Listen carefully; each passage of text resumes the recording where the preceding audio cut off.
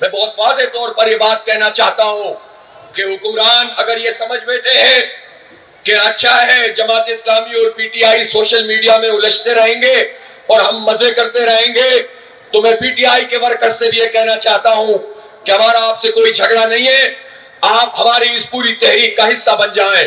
جب ہم جمہوری آزادیوں کے لیے بات کرتے ہیں، جب آپ کا حق جب مارا گیا تو سب سے زیادہ مؤثر آواز ہم نے اٹھائی، جب آپ کا نشان لیا گیا تو سب سے پہلے ہم نے آواز بلند کی۔ اور آپ کو کیا چاہیے؟ میں نے تو اپنی سیٹ بھی آپ کے امیدوار کے لیے چھوڑ دی ہے، اور آپ کو کیا چاہیے؟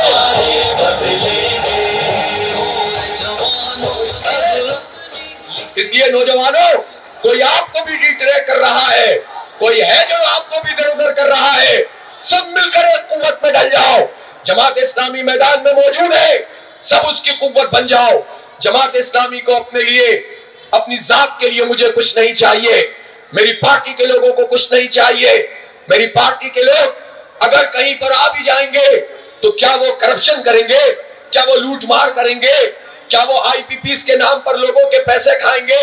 جماعت اسلامی کے لوگ امانت داری، دیانت داری سے کام کرتے ہیں، آج تک وزراء بھی رہے ہیں اور ممبر بھی رہے ہیں۔ جو ہمارے میئر 3 مرتبہ کراچی میں بنے، کتنے ٹاؤن کے ناظم، نائب ناظم، چیئرمین بنے، کتنے ہمارے کونسلر بنے، ہزاروں کی تعداد میں لوگ موجود ہیں۔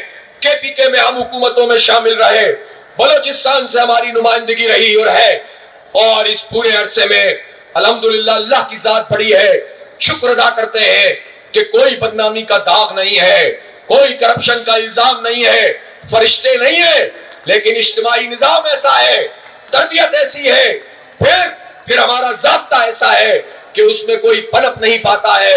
یہ نظام کسی اور پارٹی میں موجود نہیں ہے، اس لیے جماعت اسلامی اگر آگے بھی بڑھ جائے گی تو کسی کو تکلیف نہیں دے گی، صرف چوروں کو تکلیف دے گی، صرف ڈاکوؤں کو تکلیف دے گی، صرف مجرموں کو تکلیف دے گی، صرف تالے آزماؤں کو تکلیف دے گی، صرف کرپٹ مافیا کو تکلیف دے گی، انگریز کے شاگردوں کو تکلیف دے گی۔